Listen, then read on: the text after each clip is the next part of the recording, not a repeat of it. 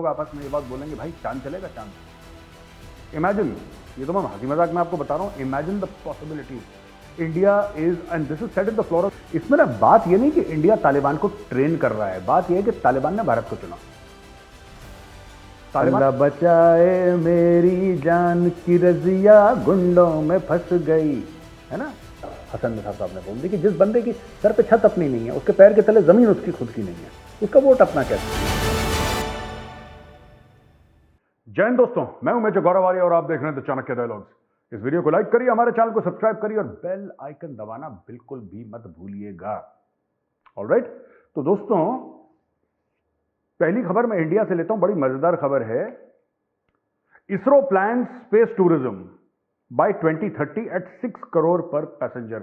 अगर आपको अंतरिक्ष जाना है और वापस भी आना है, पूरी पेमेंट कीजिएगा, ठीक है। ऐसा ना हो भाई साहब अभी 3 करोड़ दे दूं और वहीं पे टांग दिया आपको चांद के पास, ऐसा नहीं होना चाहिए। पूरी पेमेंट करिए तो आप जाएंगे भी और आएंगे भी। और इसरो प्लान कर रही है space tourism. Union Minister of State, Independent Charge, Science and Technology, Atomic Energy and Space, Dr. Jitendra Singh, said in a written reply to a question in the Rajya Sabha in February that ISRO has already started carrying out feasibility studies for India's suborbital space tourism mission on board a liquid-propelled stage booster. Through Gangayaan, India's maiden human space flight program, ISRO is engaged in development of various technologies which are essential building blocks for human space missions. अब देखिए, एक आम आदमी जो है, ये कितनी बड़ी बात है। अभी तक लोग कहते थे सर शिमला चलते हैं, श्रीनगर चलते हैं, और नैनीताल और गोवा चलेगा।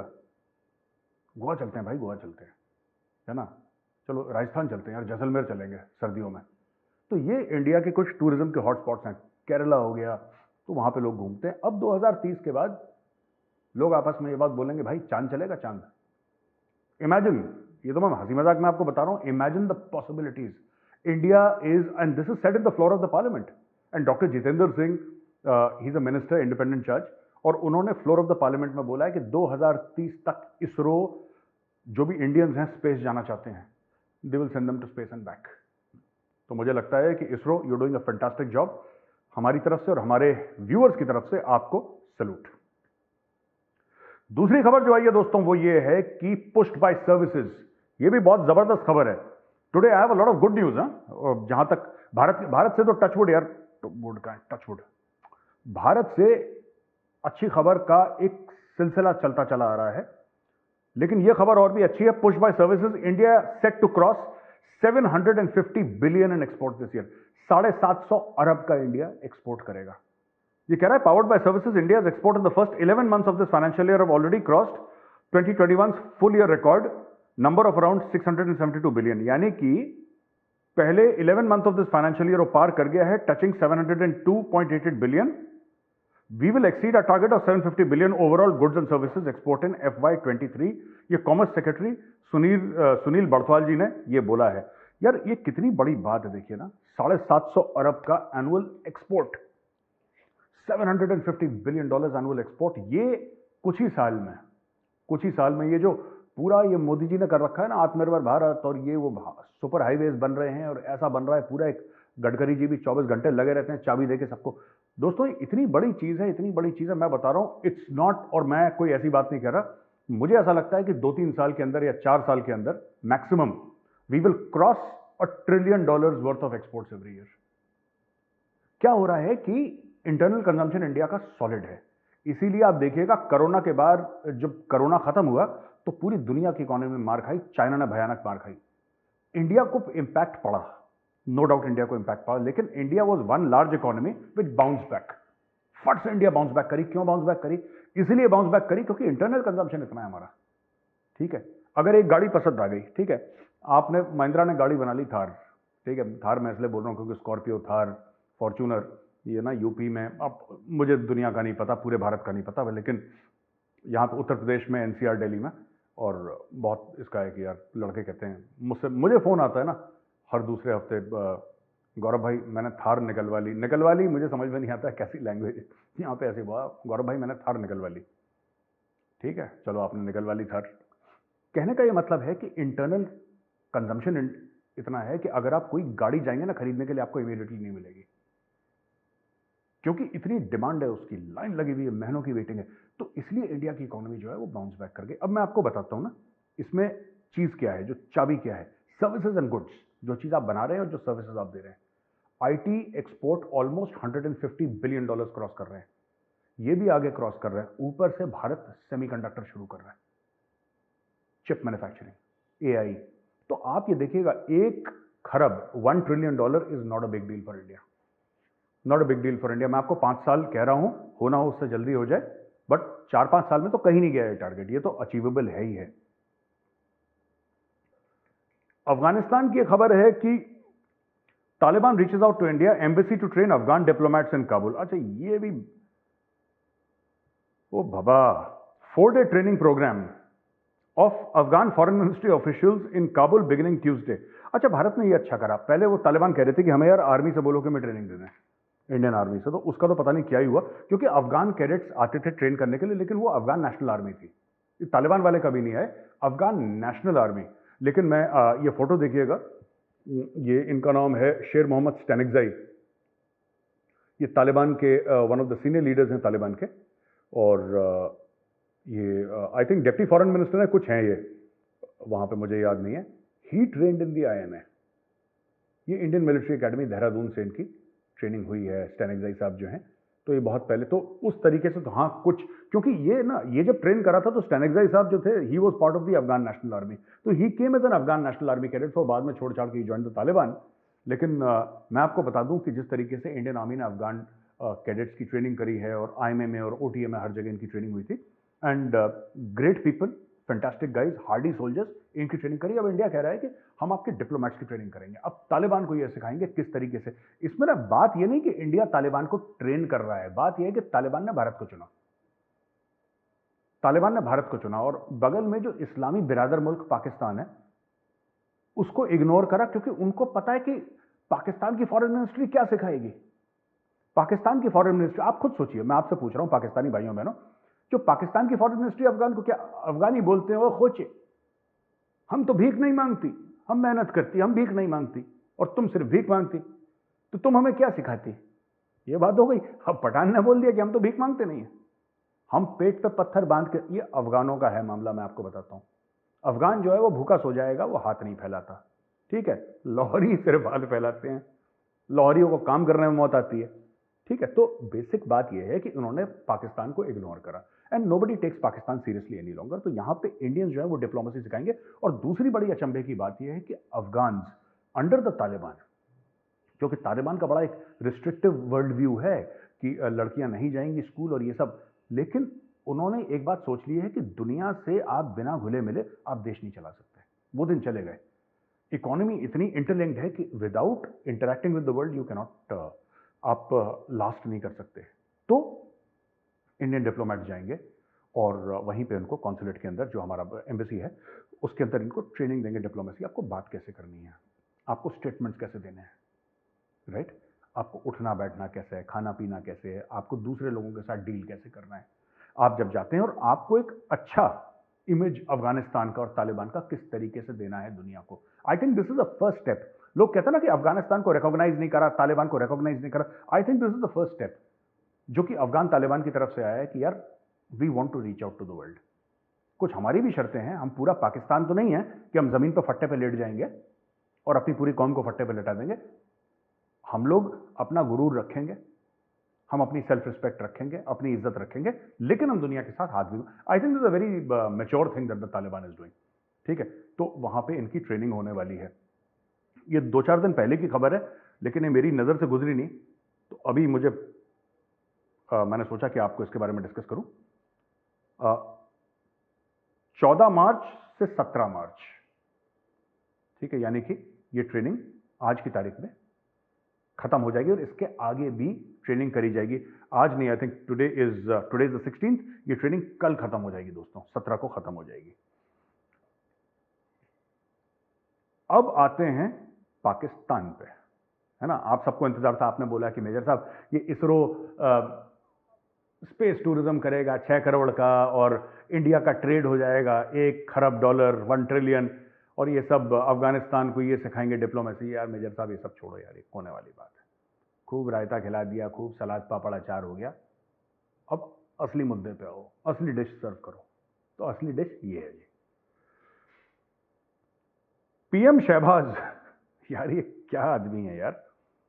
ये कहता है कि पाकिस्तान ने डिफॉल्ट को डॉज कर लिया, अब पाकिस्तान डिफॉल्ट नहीं करेगा। ठीक है, और उसी का आप देखिए पाकिस्तान में क्या कॉमेडी चल रही है भाई। उसी का फॉरेन मिनिस्टर कहता है Pakistan is in a perfect storm of crisis, यानी कि मल्टीपल क्राइसिस। ये कह रहा है कि आपने डिफॉल्ट अवॉइड कर लिया, आप इकोनॉमिकली स्टेबल हो गए, ये प्रधानमंत्री कह रहा है। और उसी का विदेश मंत्री ये कह रहा है कि बस यहां पे तो गड़बड़ हो गई। असली बात क्या है? आपने वो गाना सुना, वो अक्षय कुमार की फिल्म का था ना, अल्लाह बचाए मेरी जान की रजिया गुंडों में फंस गई, है ना? ऐसे ही कुछ था ना गाना कि अल्लाह बचाए मेरी जान रजिया गुंडों में फंस, पाकिस्तान फंस गया गुंडों में। ये बात है। अब इनका प्रधानमंत्री झूठ बोले, इनका प्रधानमंत्री बोले सब कुछ ठीक हो गया है, बस ठीक है, उनकी मर्जी है। लेकिन बिलावल भुट्टो, अच्छा ये तो अलग अलग पार्टीज के हैं ना, वो नून लीग का, पाकिस्तान मुस्लिम लीग PMLN का है वो प्रधानमंत्री, ये PPP का है, पाकिस्तान पीपल्स पार्टी। तो बेसिकली क्या है कि ये एक दूसरे को काट रहे हैं। सत्ता सिर्फ इनकी, इस सत्ता की लड़ाई इसके इमरान खान से नहीं है, इनकी आपस में भी है। वो कह रहा है कि हम बच गए, ये कह रहा है कि जी रजिया गुंडों में फंस गई। ठीक है भैया। अच्छा, ज़ल्मे खलीलजाद वो था जिसने वो अमेरिका का पूरा वो अफगानिस्तान का मामला करा था ना, he was the main diplomat and all. तो ज़ल्मे खलीलजाद ने बोल दिया कि भाई, एक उसने डायलॉग मार दिया। ज़ल्मे खलीलजाद कहता है कि Pakistan faces triple crisis, political, economic and security, despite great potential. अब पता नहीं कौन सा पोटेंशियल है, ये तो झूठी बोला इसने। Despite great potential, it is under performing and falling far behind its arch rival India. It is time for serious soul searching, bold thinking and strategising. ये इन्होंने बोल दिया। अब इसने ट्वीट कर दिया, ये देखिए tweet. The sequential cannibalizing of its leaders through jailing, execution, assassination, etc. is the wrong path. Adding that arresting the PTI chief Imran would only deepen the crisis. He proposed 2 steps to deal with the country's challenges. कहता है कि first, set a date for general elections to avert a meltdown. Secondly, he called for using this time for the main political parties to confront what has gone wrong and propose a specific plan to rescue and put the country on a path to stability, security and prosperity. ठीक है भाई, तो ये story है इसकी। अच्छा, पाकिस्तान ने एक छोटा सा जवाब दिया कि Pakistan does not need lectures और अनसॉलिसिटेड एडवाइस। अच्छा, कोई भी पाकिस्तान को अच्छी बात बताए ना, ये लोग ईगो पे ले लेते हैं। ठीक है, इनको ना ईगो पे बड़ी जल्दी आ जाती है पाकिस्तानियों को कि तुमने हमें कैसे बोल दिया, तो क्या हुआ अगर रजिया गुंडों में फंस गई, तो क्या हुआ, तो क्या हुआ, रजिया भी हम ही हैं, गुंडे भी हम ही हैं, हम फंस गए आपस में, तो क्या हुआ। अच्छा, ये जो खलीलजाद है, ये सिर्फ ये कह रहा है कि यार तुम लोग पॉलिटिकल, सोशल और सिक्योरिटी मामलों में, तुम्हारा जो पॉलिटिकल, इकोनॉमिक और सिक्योरिटी मामले में तुम लोगों को बंटाधार हो चुका है। And is a very big diplomat. तो ये इनसे कह रहा है कि यार तुम सुधर जाओ और इलेक्शन तुम जल्दी करवाओ। अच्छा, उसने इमरान खान की बात कर ली। एक तो उसने बोला कि इलेक्शन कराओ, जो कि इमरान खान कहता आ रहा है पिछले 10 महीने से कि इलेक्शन कराओ, इलेक्शन कराओ। दूसरी इसने बात बोल दी कि यार अगर इमरान खान को जेल में डालोगे तो और दिक्कत हो जाएगी तुम्हारी, you will face a very serious crisis. तो ये बिल्कुल इमरान खान की तरफ से बैटिंग कर रहा है Khalilzad. He is batting for Imran Khan. अच्छा, इमरान खान ने भी इस पर कुछ नहीं बोला। कायदे से इमरान खान को सबसे पहले यह बोलना चाहिए था कि भाई तू अमरीकी है, तू अपनी टांग क्यों अड़ा रहा है यहां पे, तू अमरीकी है। लेकिन इमरान खान का यह है कि इमरान खान को भी अमरीका चाहिए। कभी अमरीका को विलेन बना के अपनी पॉपुलैरिटी अप कर देता है कि भाई मेरी जो कुर्सी थी अमरीका ने खा ली, मेरी सरकार अमरीका ने गिरा दी, एक कॉन्स्पिरेसी थी, एक साजिश के तहत। और दूसरी चीज, फिर जाके अमेरिकन कांग्रेसमैन से मिलता है। ये दूसरा है सीनियर अमेरिकन जिसके मुंह से बात आ रही है। अभी हमने कल परसों कवर करा था ना, वो जो एक और था कांग्रेस में जिसने ये बोला था कि नहीं हम इमरान खान से मेरी बात हुई है and Pakistan should do this and that. उसने काफी लेक्चर दिया पाकिस्तान को। वो भी इमरान खान का सपोर्टर था, ये भी इमरान खान का सपोर्टर है। और इमरान, मैं आपको बताता हूं हो क्यों रहा है ये इसलिए हो रहा है कि इमरान खान ने अपनी पॉपुलैरिटी के लिए और अपनी पार्टी का पैसा जो है वो लगा के वहां पे जो ये लोग करते हैं ना, जो लॉबिंग करते हैं, लॉबीस्ट होते हैं वहां पे, लॉबीस्ट। तो लॉबीस्ट को उन्होंने हायर कर लिया इमरान खान ने, और वो इनको पंप कर रहा है कि मेरे सपोर्ट में स्टेटमेंट दो, मेरे सपोर्ट में स्टेटमेंट दो। तो ये बातें चल रही हैं वहां पे। मुल्क बिल्कुल जिसको कहते हैं गड्ढे में गिर चुका है, लेकिन पाकिस्तानियों के खून से ना पॉलिटिक्स नहीं निकल रही। ये लोग आपस में बात नहीं करना चाह रहे एक दूसरे से। ये लोग पार्लियामेंट में एक साथ बैठ के खुश नहीं है। ये इन्होंने ऐसी लड़ाई कर दी है कि बिल्कुल जैसे वो एक जमाने में मुगल कहते थे ना, तख्त या तख्ता। ठीक है, या तो तख्त मिलेगा जिस पे बैठेंगे, तख्ता मिलेगा, या तो मरी जाएंगे या जीत। ये इस लेवल पे आ गए हैं, इस लेवल पे गिर गई है पाकिस्तान की पॉलिटिक्स। तो खालिलजाद को तो इन्होंने बोल दिया कि कटो यहां से, भागो यहां से, तुम कोई नहीं होते पाकिस्तान के मामले में दखल अंदाजी करने के लिए। पाकिस्तान के यार देखो, मैं आपको बताता हूं, हसन निसार साहब हैं एक बहुत बड़े, मैं तो उनका बहुत बड़ा फैन हूं यार। He is a Pakistani columnist, बड़े सीनियर कॉलम निगार हैं हसन निसार साहब। और वो एक बात बोलते हैं बड़ी खूबसूरत, मैंने पहले भी एक बार कोट करा था, बड़ी खूबसूरत बात हसन निसार साहब ने बोली। उन्होंने ये बोला कि जिस बंदे की सर पे छत नहीं है, जिस बंदे के सर पे छत नहीं है, उसकी राय अपनी कैसे हो सकती है, उसका वोट अपना कैसे हो सकता है। अब सोचिए कितनी बड़ी बात उन्होंने बड़े 2-3 लफ्जों में कितनी बड़ी बात हसन निसार साहब ने बोल दी कि जिस बंदे की सर पे छत अपनी नहीं है, उसके पैर के तले जमीन उसकी खुद की नहीं है, उसका वोट अपना कैसे हो सकता है। विच मीन्स जब आदमी को भूख लगती है तो आप आदमी को तोड़ मड़ोड़ सकते हो, क्योंकि भूख से बड़ा कोई सच्चाई नहीं है यार। भूख और मौत यही है ना, जब आदमी को भूख लगती है तो फिर आप उसको तोड़ सकते हो, मरोड़ सकते हो। तो यही पाकिस्तान पैसे दुनिया भर से ले रहा है, पाकिस्तान दुनिया भर से पैसे ले रहा है, लेकिन पाकिस्तान कह रहा है कि तुम इंटरफियर मत करो, इंटरफियर। अरे यार तुम दुनिया, मैं पाकिस्तानी को एक बात बता दूं, सोवरेनिटी को जैसे खुद मुख्तारी होती है ना, मैं ये पाकिस्तानियों के लिए है। एक बात ध्यान रखना हर समय अपने, सबसे पहले ना, सबसे पहली जो माशी खुद मुख्तारी होती है ना, इकोनॉमिक सोवरेनिटी, वो सबसे पहले आती है। उसके बाद आपकी जो जोग्राफिकल खुद मुख्तारी है, जोग्राफिकल सोवरेनिटी है, वो बाद में आती है। आप सॉवरेन होने का दावा करते हैं, आप पाकिस्तानी सॉवरेन होने का, एक खुद मुख्तार मुल्क होने का दावा करते हैं। आप ये कहते हैं कि हम बड़ी बाशऊर कौम है और बड़ी तगड़ी कौम है और बड़ी जज्बे वाली कौम है। खाक जज्बे वाली कौम है।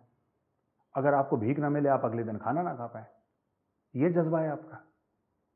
फिर आप कहते हैं कि बाहर से लोग क्यों हमारे ऊपर कमेंट करते हैं। क्यों ना करें कमेंट यार, क्यों ना करें कमेंट। तुम उन्हीं लोगों से तो पैसा मांग रहे हो, तुम चाहते हो कि तुम्हें पैसा दे दे लेकिन मुंह बोले ना कुछ तुम्हें। अगर इतना गुरूर है तुम में, पाकिस्तानियों में अगर इतना गुरूर है, इतना अपने ऊपर गुरूर है कि भाई हम बड़ी एक गैरतमंद कौम है और बड़ी प्राउड कौम है, तो हाथ फैलाना बंद करो भाई। जब भी कोई भिखारी भीख मांगता है तो 4 में से 1 बंदा उस भिखारी को जरूर यह बोल देता है कि यार हट्टा कट्टा आदमी है, कुछ काम क्यों नहीं कर लेता। आपने कभी देखा होगा भिखारी को लोग कह देते हैं कि भाई हट्टा कट्टा है, कुछ काम क्यों नहीं कर लेता। लोग तुम्हें वही कह रहे हैं कि भाई तू हट्टा कट्टा काम क्यों नहीं कर लेता यार, कुछ मेहनत का, ईमानदारी का कुछ बना ले, कुछ अपने परिवार को पाल ले, हलाल की कमाई ले ले। इनको हराम के खाने की इतनी आदत हो गई है, मांग मांग के कि इन्होंने बैंड बजा दी। मैं बता रहा हूं, हम लोग इसमें खुश हो रहे हैं ना कि इंडिया 1 ट्रिलियन एक्सपोर्ट करेगा।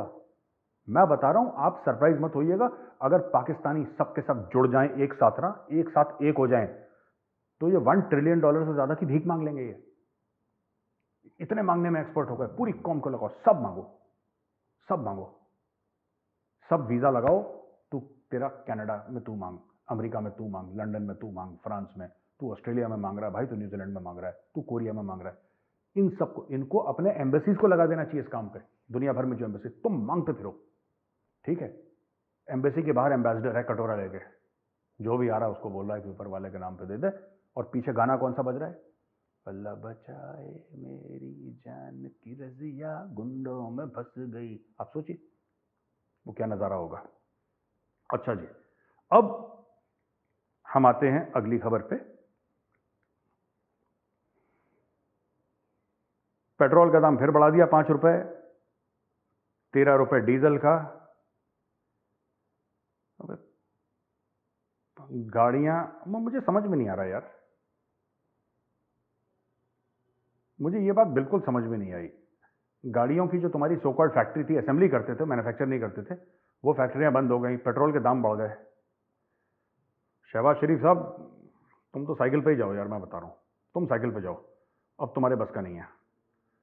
तुम साइकिल पे सैर करो यार, तुम साइकिल में दफ्तर जाओ। प्राइम मिनिस्टर ऑफ पाकिस्तान, आगे पीछे साइकिल लगी हैं, 15 साइकिल आगे 15 साइकिल पीछे, और हूटर के पैसे तो है नहीं, तो मुंह से ऊ करके आवाज आवाज करते रहना, ट्रेन ट्रेन ट्रेन बजा के ये शहबाज शरीफ जाएगा। अब इनका इतना बुरा हाल होने वाला है। खैर, क्वेश्चन एंड आंसर्स पे आते हैं दोस्तों। क्वेश्चन एंड आंसर्स, आरडी साहब हैं जो लिखते हैं, आरडी भाई हैं बहन है मुझे नहीं पता। मैं आपसे रिक्वेस्ट करूंगा आरडी साहब, आप अपना नाम पूरा लिख देते तो मैं आपका नाम ले पाता। खैर, having seen the recent increase in Indians being acquiring top positions in leading companies, it gives an immense set of pride, but also worries me about the constant brain drain. I have and always will be indebted to motherland, but how do we encourage the feeling of gratefulness when you feel you're not being valued in your very own country? अच्छा, RD भाई या बहन, I don't know, जय हिंद। अच्छा, ऐसा है ना कि ये जो ब्रेन ड्रेन वाला मामला है ना, अब ये इतना नहीं है। आप कहीं पर भी काम करें, आप कहीं पर भी काम करें, एक जमाना था जब ब्रेन ड्रेन रेलेवेंट था। अब इंडियन अमेरिका में काम करे, इंडियन टोक्यो में काम करे, ऑस्ट्रेलिया में काम करे, न्यूजीलैंड में काम करे, या फिर लंदन में काम करे, क्या फर्क पड़ता है यार? टैलेंट विल, और ऐसी बात नहीं कि टैलेंट की कदर नहीं है। इंडिया में जो कंपटीशन है जिस लेवल का, राइट, इंडिया में जो कंपटीशन है जिस लेवल का, इट्स फिरोशियस यार, इट्स फिरोशियस। बहुत बुरा लगता है कि हम उन मासूम बच्चों को रीच आउट नहीं कर पाते। बच्चे सुसाइड कर लेते हैं एग्जाम से पहले। कितनी शर्म की बात है कि इतना ज़्यादा कॉम्पिटिटिव माहौल है, इतना ज़्यादा डॉग ईट्स डॉग, और उनको काउंसलिंग नहीं है। ये हमारी कमी है, बच्चों की कमी नहीं है, वो तो बेचारे मासूम है, वो तो इनोसेंट है। ये हम लोगों की कमी है, सोसाइटी की कमी है। और गवर्नमेंट को भी इस पर सोचना चाहिए कि किस तरीके से बच्चों को, जैसे मोदी जी अक्सर कहते रहते हैं ना मन की बात में बच्चों को, कि स्ट्रेस मत लो, टेंशन मत लो, तो इस तरीके से माँ बाप भी बच्चों को बताएं, ठीक है। लेकिन बात यह कि इंडिया में बहुत फियर्स कंपटीशन है, पॉपुलेशन ज़्यादा है, लोग पढ़ रहे हैं, everybody wants a good job, everybody wants to do business, entrepreneurship. तो यहाँ पे क्या है कि बहुत ज़्यादा कंपटीशन है। और दूसरी चीज़ है कि ठीक है, लोग बाहर जा रहे हैं, I don't consider it anything यार। मुझे ऐसा कोई, मुझे तो it's a matter of great pride. कई लोग हैं इंडियंस जो कहते हैं कि यार एनआरआई हैं, देश छोड़ के चले गए, देश में रहते देश की तरक्की नहीं। ऐसा नहीं है, ये सोच गलत है, ये सोच दकियानूसी है। जो एनआरआईज हैं, वे very very proud of them यार। वो बंदा मेहनत कर रहा है, मेरिट पे गया है अपनी, आपको उसकी मेरिट को तो सैल्यूट करना पड़ेगा। जो बंदा गूगल पे टॉप पे काम कर रहा है, माइक्रोसॉफ्ट पे, एप्पल में टॉप पे काम कर रहा है, यूट्यूब में जो टॉप पे काम, मैं सिर्फ सीईओज की बात नहीं कर रहा, मैं और इंडियंस की बात कर रहा हूँ, जो इंडियन डॉक्टर्स हैं, इंडियन इंजीनियर्स हैं, इंडियन वकील होंगे, मतलब जो भी होंगे, प्रोफेशनल्स होंगे, जो भी हैं, ये जो हैं, they are the highest earners in the United States of America. किसी भी कम्युनिटी को अगर आप लें तो Indians are the top performing community in the United States of America. ये कैसे हुआ? ये कैसे हुआ? ये तो हिम्मत है ना, हिम्मत से हुआ ना, जज्बे से हुआ, मेहनत से हुआ। There is no free lunch. America उनसे ये थोड़ा ना कहता है कि यार तुम इंडियंस हो, वी लव यू, तो ले लो यार, बाकियों को हम $50,000 देंगे साल में, and because we love you will give you 100,000। ऐसा तो नहीं है, उन्होंने कमाए पैसे। तो very proud, I am personally very very proud of all my NRI brothers and sisters here. I think you guys are doing a fantastic job. You're making the nation proud here. अच्छा जी, ये हो गया।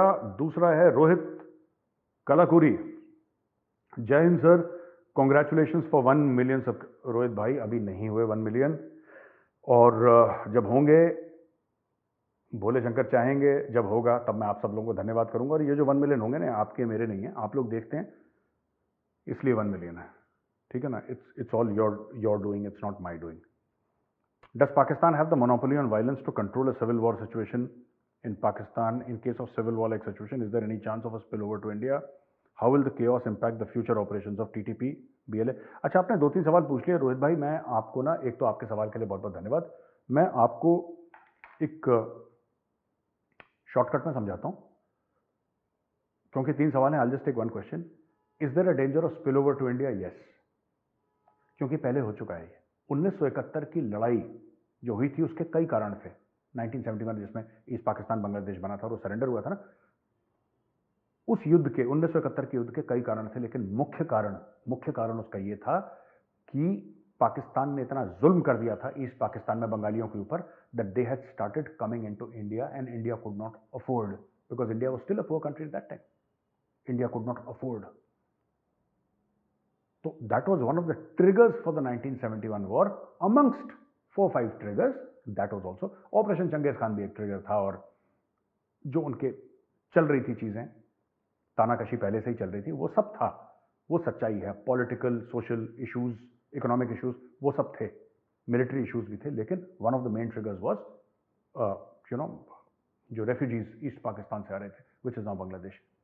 तो ये होगी problem. अगर पाकिस्तान में civil war वाली सिचुएशन आती है तो ये लोग जाएंगे, कहीं ना कहीं तो लोग जाएंगे, ये कहीं ना कहीं अफगानिस्तान जाएगा, कोई ईरान जाएगा। चाइना वाले तो इनको अलाउ करेंगे नहीं, ठीक है। चाइना तो चाऊं चाऊं बोलेगा, इनको इनकी समझ में नहीं आएगी, उनको उनकी समझ में नहीं आएगी। इंडिया की तरफ भी आ सकते हैं, बिल्कुल आ सकते हैं इंडिया की तरफ, ठीक है जी। अच्छा, ऑल राइट। आखिरी सवाल, Gaurav Singh. Hello major Arya sir. Gaurav भाई, आप भी गौरव, मैं भी गौरव। My question to you is, as you said, the US recognizes Arunachal Pradesh as an integral part of India. As we can see from history, America is known for igniting disputes among regions for their own benefit, whether monetary or any other means. Example, Ukraine versus Russia. Is India versus China the next target, or both are moving towards becoming developed? नहीं, ऐसा नहीं है गौरव जी, ऐसा नहीं है कि India और China के बीच में अमेरिका भड़का रहा है। आपको याद होगा 1962 का युद्ध। आपको पता है कि एक्साई चिन जो हमारी टेरिटरी थी, पूरा का पूरा चाइना ने घेर रखा है। तब तो अमेरिका नहीं था। तो इंडिया और चाइना के बीच में जो खटपट चल रही है ना, अमेरिका के इस एरिया में आने से बहुत पहले से चल रही है। हाँ, अमेरिकन का भी इंटरेस्ट है, पर उनका इंटरेस्ट अलग है। तो दोस्तों, ये बात सच है कि जो अमेरिका है ना, वो यूक्रेन को भिड़ा रहा है रूस से, ये बात सच है। और अमेरिका ने, जो आपने बाकी बात बोली गौरव जी, कि ये हो रहा है वो हो रहा है, अमेरिका ये सब करते हैं, लेकिन जो भारत और चीन का मामला है ना, वो ठीक है, अमेरिका इसमें अपना फायदा देखेगा, दुनिया अपना फायदा देखेगी, दुनिया देखती है। लेकिन ये लड़ाई बहुत पहले की है, ये आज की नहीं है। 1962 में हमारी लड़ाई हुई, 67 में हमारी एक लोकलाइज्ड कॉन्फ्लिक्ट हुई नाथुला में। अमेरिका का उससे तो कोई लेना देना नहीं था, ठीक है। जो डोकलाम में हुआ, अमेरिका का क्या लेना देना? गलवान में हुआ, अमेरिका का क्या लेना देना? जो तवांग में हुआ, अमेरिका का क्या लेना देना? जो चीनी फौज आ गई और हम लोग वहां पे चले गए, उसका अमेरिका का क्या लेना देना? तो ये सोचना गलत है कि अमेरिका करवा रहा है, अमेरिका नहीं करवा रहा है। ये चीनियों के दिमाग में अजीनोमोटो बहुत ज्यादा चला गया, निकालना पड़ेगा, ठीक है। तो ये बात है दोस्तों। वीडियो पसंद आए तो इस वीडियो को लाइक करिए, हमारे चैनल को सब्सक्राइब करिए, बेल आइकन दबाना बिल्कुल मत भूलिएगा। जय हिंद, वंदे मातरम, भारत माता की जय।